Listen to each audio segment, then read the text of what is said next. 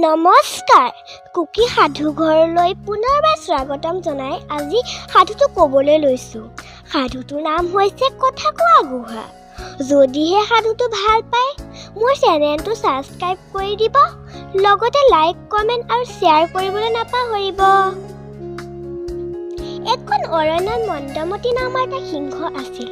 সিয়ে আছিল সেই অৰণ্যৰ ৰজা। এদিনাখন দিনৰ দিনটো ঘূৰিও মন্দমতিয়ে ক'তো খাবলৈ আহাৰ নাপালে। মন্দমতিয়ে ভোকে ভাগৰে গৈ এটা প্ৰকাণ্ড গুহাৰ ওচৰ পালে। সি গুহাটোৰ ভিতৰলৈ ভুমুকিয়াই চাই কাকো নেদেখি ভিতৰলৈ সোমাই গ'ল। সি ভাবিলে ইয়ালৈ কোনো জন্তু নিশ্চয় আহিব, যিয়ে এই গুহাটোত সোমাব তাকেই মই আজি খাম। এই বুলি সি সাৰ সুৰ নোহোৱাকৈ গুহাটোত সোমাই থাকিল। কিছু সময়ৰ পাছত সন্ধিয়া নামিল। সেই গুহাটোৰ মুখলৈ আহিল তীখৰ নামৰ এটা শিয়াল।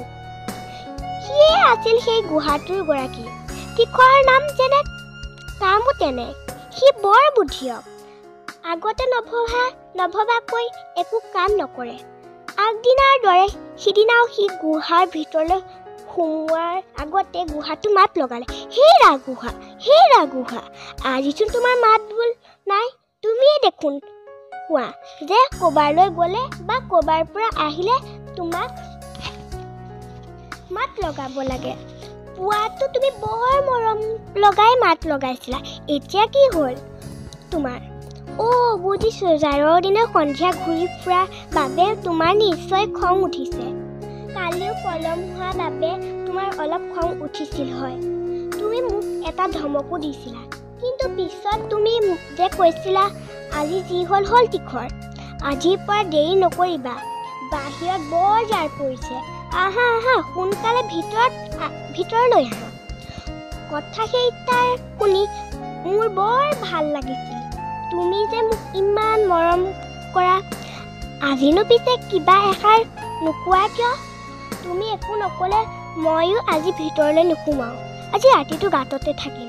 তীখৰ কথা শুনি গুহাৰ ভিতৰত থকা মন্দমতিয়ে ভাবিলে এই গুহাটো নিশ্চয় তাক আদৰি মাতে।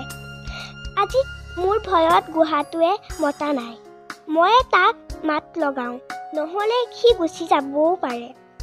এই বুলি মন্দমতিয়ে তীখৰ মাত লগালে। মন্দমতিৰ মাতত গুহাৰ ভিতৰখন গমগমাই উঠিল।